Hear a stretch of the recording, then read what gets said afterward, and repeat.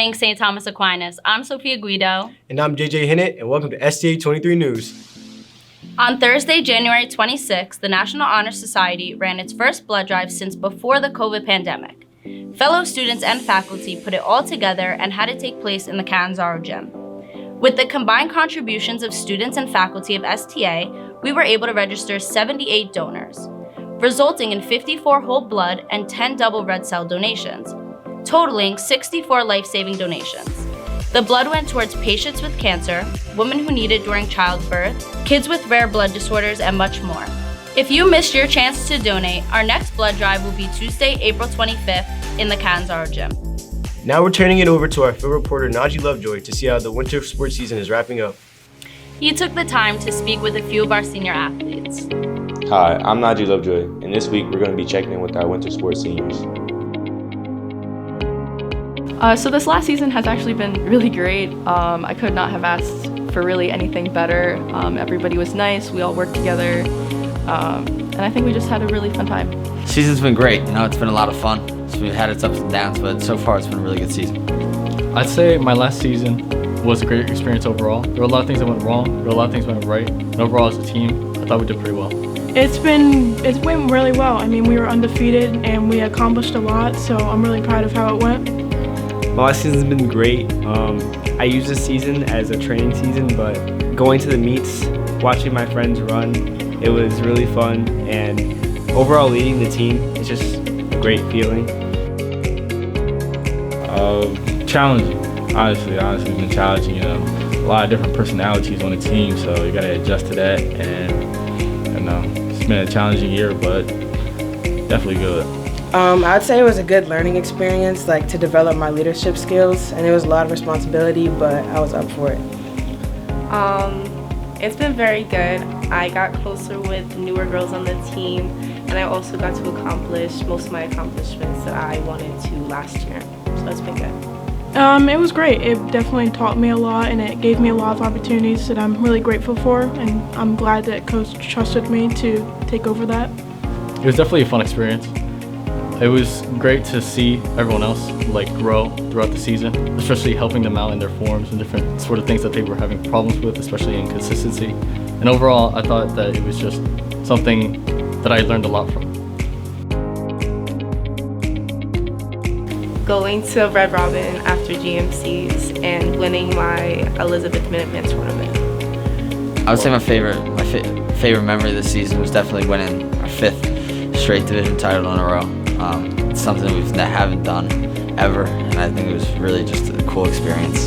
My favorite memory was winning the GMC championship. My favorite memory would be being back-to-back county champs. Most definitely winning the relays at GMCs was one of the highlights of my 4 years. I've been on the winning GMC relay team for all 4 years. We've won. And honestly, there's just no greater feeling than sitting in, or just being in that pool and just being there and experiencing that moment. This year's spring musical, Legally Blonde, opens Friday, March 24th. The show is about Elle Woods, president of the Delta Nu sorority, who followed her true love to Harvard, where she feels and looks like a fish out of water. The show is a fun musical that features various styles of dancing and singing, which was sure to have you jumping out of your seat. You might even get to see me and a few other new faces in this show. Tickets will be sold during all lunch periods, and ticket order forms could be found in the main office as well. Legally Blonde runs from March 24th to April 2nd. Hope to see you all there. With less than 3 months left of the school year, many of us are looking towards the future, especially the seniors. STA23's Amaya Hill and sat down with members of the guidance department for some advice for future planning. Hey everyone, welcome to Sit With Us, a new segment at STA23 News, where we talk about trending topics like college. Who better than to help us with that than our counselors? So as counselors, what is your role in the college process? So we're really here to help facilitate the process. So everything from the college research phase to possibly college interviews, writing the personal statement, helping you reach out to teachers to ask for letters, and then ultimately sending your transcripts. So we're really here to work with you through everything.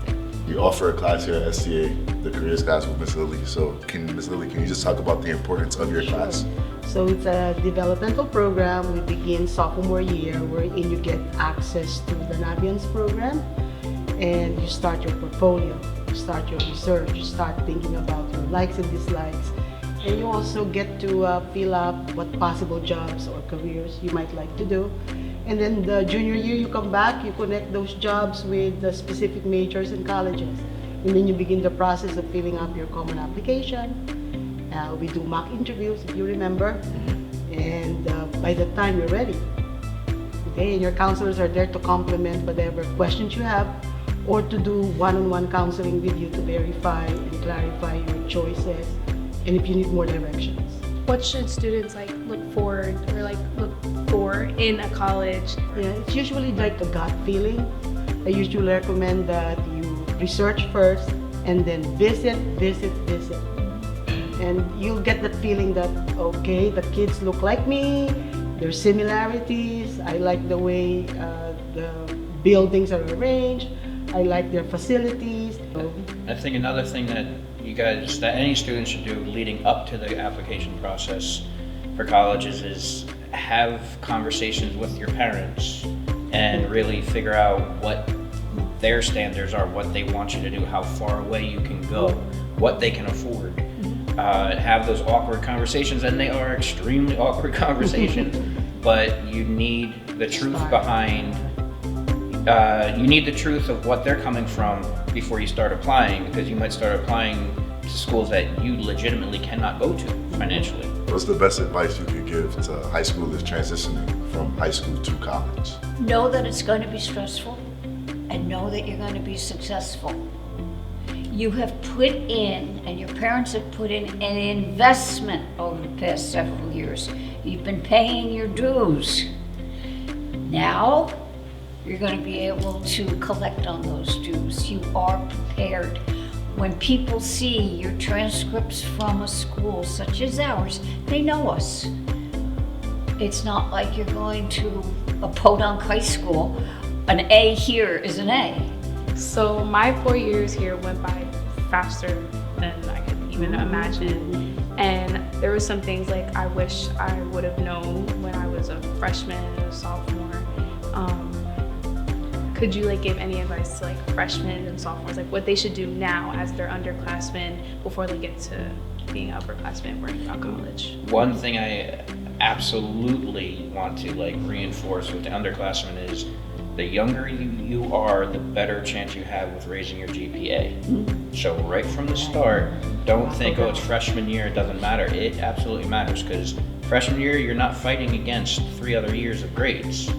So you need to build that foundation strong, because if you start off and your grades are not good, by senior year, it's really difficult to raise the GPA back up. So freshman, sophomore year have to be as strong as possible, add to junior year as well, and then senior year, you have the best example of yourself. Say a lot of students are hesitant to try things, but freshman, sophomore year is a great time to go out and join an activity, try a sport, try music. Just get involved, and then if you like it, you stick with it for 4 years. That looks strong. And don't pursue a class, activity, any kind of involvement that you think a college wants to see. It should be what you want to do, because college, they aren't looking for a specific metric or criteria. They don't want to see you join 10 clubs senior year because you think it will show how involved you are. Kind of like we were talking about, the quality over quantity. If you have steady growth, I like to call it, and that can come in a variety of ways. Naturally, building your GPA, becoming more involved, taking on a leadership role in what you are involved in. That kind of showcases who you are more genuinely than trying to fit what you think a college might want to see in you. Kind of like being yourself. Right, you don't want to be somebody else. Adding to that, I would like to encourage the freshmen to really appreciate the kind of services that we give you at the school. You have the guidance office if you're at a loss. You have your teachers who are willing to, yes, maximize the services that they offer, because we are an excellent high school.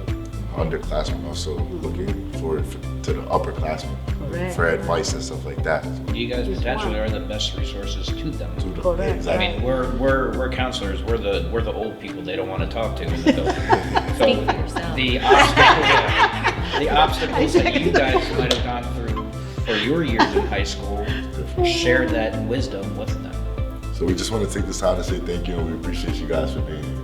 JJ, Sophia, back to you at the studio. That's it for this week's newscast. Have a great day, and we'll see you all next time.